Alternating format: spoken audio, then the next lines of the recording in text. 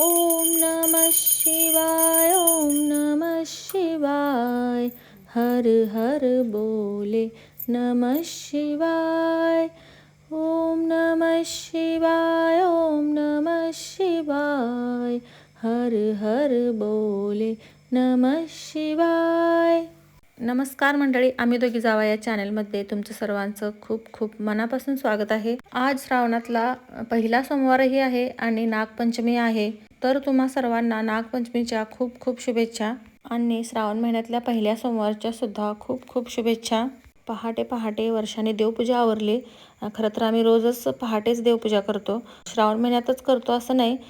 पहिला आत्ती पण आमच्या अशीच सकाळी पहाटे देवपूजा करायच्या, त्यानंतर मी पण पहाटेच करत होते आणि माझ्यानंतर वर्षाही असेच पहाटे उठून देवपूजेला लागते। सकाळी 8 वाजेपर्यंत घरातली थोडीफार कामं आवरली होती आणि मुलं वगैरे शाळेला गेली डबं घेऊन। फक्त स्वयं घरी होता, त्याला थोडा ताप होता म्हणून त्याला घालवलं नव्हतं। तो आमच्यासोबत मंदिरामध्ये आला।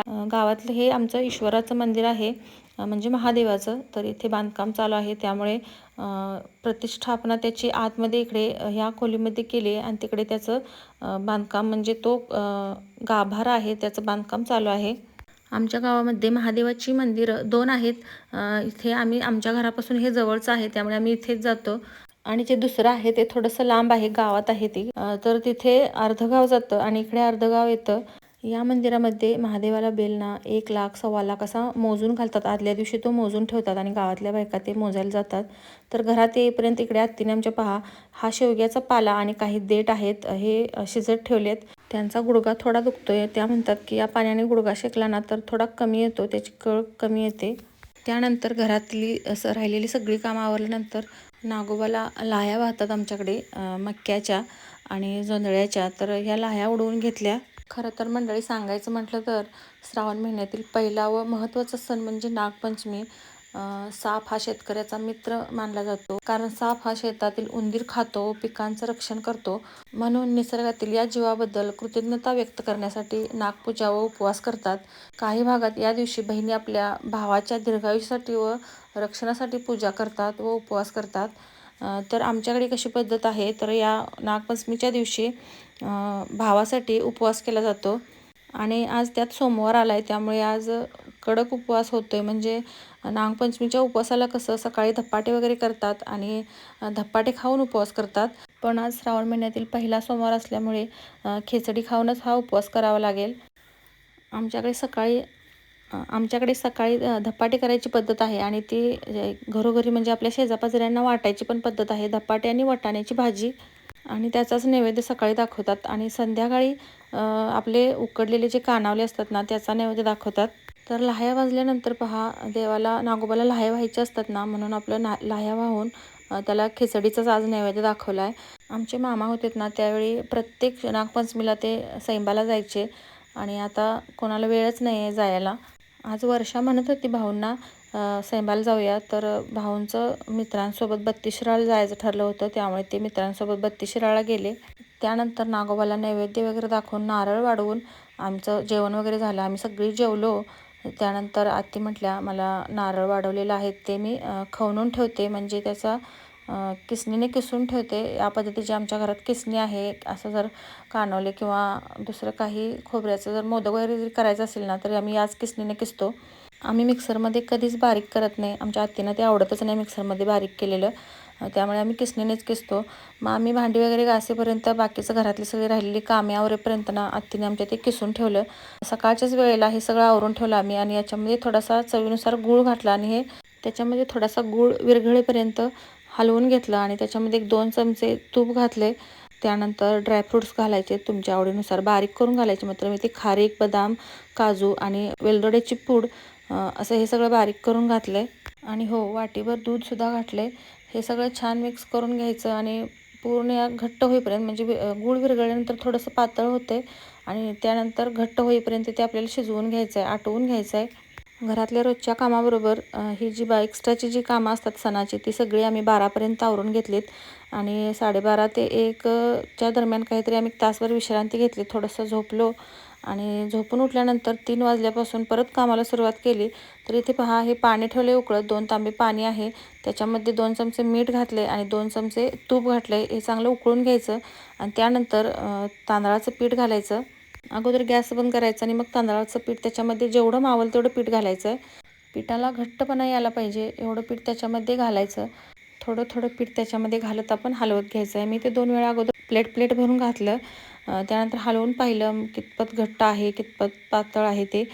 त्यानंतर थोडंसं घालून पाहिलं तर दाटसरपणा आल्यानंतर ते एका परातीमध्ये काढून घ्यायचं.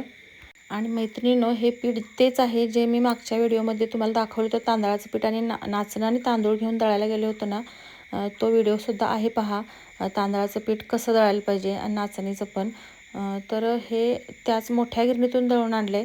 मोठ्या गिरणीतून दळून आणल्यानंतर त्या पिठाला ना मळल्यानंतर चिकटपणा येतो आणि आपले जे कानावले आपण करणार आहे इरडत वगैरे अजिबात नाहीत, पूर्ण असे मुलमुलीत होतात ते. आणि जर आपण लहान गिरणीत जर दळलं ना, त्या छोट्या फ्रीजसारख्या ज्या गिरण्या असतात त्या आमच्यात पण आहे गिरण तसली, पण आम्ही त्याच्यावरती दळत नाही ते तांदूळ वगैरे. त्याच्यावर फक्त गहू आणि डाळ वगैरे पिठल्यासाठी किंवा भज्यासाठी जर डाळ दळायची असेल तर त्यासाठी ती गिरणं वापरतो. आणि असं काहीतरी तांदूळ किंवा नाचणी, मक्का, ज्वारी हे सगळं मोठ्या गिरणीतूनच दळून आणावं लागतं. त्याच गिरणीतलं पीठ चांगलं येतं. हे तांदळाचं पीठ मी कसल्या गिरणीतून दळून आणले हा जर व्हिडिओ तुम्हाला पाहायचा असेल तर मी डिस्क्रिप्शन बॉक्समध्ये त्याची लिंक देते, तो व्हिडिओ तुम्ही पहा. आता इथे पहा, हे तांदळाचं पीठ मळताना थोडासा पाण्याचा हात लावून मळलं तरी चालतं. छान असं मऊसूत हे पीठ आपल्याला मळून घ्यायचं आहे. आणि जर पीठ थोडंसं पातळ वाटत असेल ना तर त्याच्यामध्ये थोडंसं कोरडं पीठ घातलं तरीसुद्धा चालेल. तर हे पहा, मी थोडं सगळं मळून बाजूला ठेवले आणि थोडंसं घेतलं आहे. तर असं ते छान कुस्करून चांगलं मळून मुलमुलीत पीठ करून घ्यायचं आहे. आणि त्याचे मग आपण कानावले करायला घ्यायचे आहेत.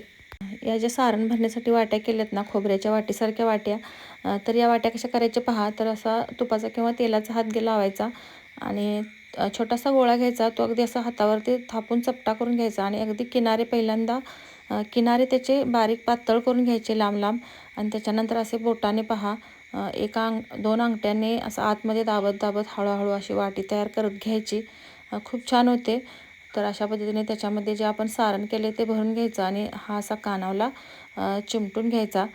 या कानावल्याला मुरडसुद्धा घालतात पहा, पण आज नागपंचमीच्या दिवशी कानावल्याला मुरड घालायची नसते. तर मुरड म्हणजे काय, तर जो आपण ज्या बाजूने कानावला चिमटला ना म्हणजे जोडला तिथे डिझाईन केली जाते, त्याला मुरड म्हणतात. मैत्रिणींनो, याच्यामध्ये धप्पाट्याचा व्हिडिओसुद्धा सकाळचा ॲड झाला असता, पण आज सोमवार असल्यामुळे धप्पाटे कॅन्सल झालेत. आणि संध्याकाळचं करायचं म्हणत होतो आम्ही, पण संध्याकाळचं आता कानोले खायचे की धपाटे खायचे. कानोले पण भरपूर केलेत, त्यामुळे धपाट्याचा बेत आम्ही कॅन्सल केला. म्हटलं दुसऱ्या दिवशी करा येतील. तर दुसऱ्या दिवशी पण व्हिडिओ काय करायला जमेल असं वाटत नाही, कारण खूपच उद्या कामं पण आहेत, भरपूर धावपळ होणार आहे. एखाद्या दिवशी तुम्हाला धपाट्याचा पण व्हिडिओ टाकेन. अगोदरसुद्धा मी चॅनलवरती अपलोड केलेला आहे पहा. जर पाहायचं असेल तर मी डिस्क्रिप्शन बॉक्समध्ये त्याची लिंक देते, तिथे तुम्ही जाऊन बघू शकता. दुपारी थोडं झोपल्यामुळे संध्याकाळचा वेळ कुठं निघून गेला काहीच समजलं नाही. थोडं वर्षा करू लागली आणि मशीनच्याकडे जायचं होतं. आत्या आणि दोघी मशीनच्याकडे गेल्या. इकडे मी कानाला उकडत ठेवलं पहा. पातेल्यामध्ये पाणी उकळत ठेवलं होतं. करेपर्यंत ते उकळलं आणि त्याच्यानंतर चाळणीमध्ये थोडंसं तूप लावून त्याच्यामध्ये ते कानावले ठेवले होते. तर पहा, एक 10 मिनटात असे कानावले उकडले. त्यानंतर बाकीचे राहिलेले पण सगळे करून घेतले आणि आम्हाला देवळात पण जायचं होतं. नागोबाचं मंदिर आहे आमच्या प्राथमिक शाळेजवळ. तिथे आम्हाला मंदिरामध्ये नैवेद्य घेऊन आणि नमस्कार करायला जायचं होतं. आम्ही सगळ्या जावा मिळून गेलो होतो. पुरुषांची गर्दी पहा किती आहे. दिवसभरात सगळ्या बायका इथे जाऊन येतात, पण आम्हालाच दिवसभरात वेळ मिळाला नाही, त्यामुळे संध्याकाळी आलो आम्ही. त्यानंतर ही मूर्ती पहा, मातीची आहे नागोबाची मूर्ती. आणि तिकडे आतमध्ये ही गाभाऱ्यामधली ही दगडी मूर्ती आहे नागोबाची. तर इथे दर्शन वगैरे घेतलं, नारळ वगैरे वाढवलं सगळं आणि घरी गेलो. तर घरी गेल्यानंतर घरातला नैवेद्य वगैरे दाखवला आणि शेतात पण आम्ही नैवेद्य देतो नागोबासाठी. तर तिथे त्यांना पाठवलं शेतात ठेवायला. तर मैत्रिणींनो, नागपंचमीचा सण आमच्याकडे अशा पद्धतीने साजरा करतात. तर झिम्मा फुगडी वगैरे आमच्याकडे खेळत नाहीत. आम्ही लहान होतो त्यावेळी खेळत होतो, पण आता कोणीही खेळत नाही. तर व्हिडिओ कसा वाटला कमेंटमध्ये सांगा. व्हिडिओला एक लाईक नक्की करा. धन्यवाद.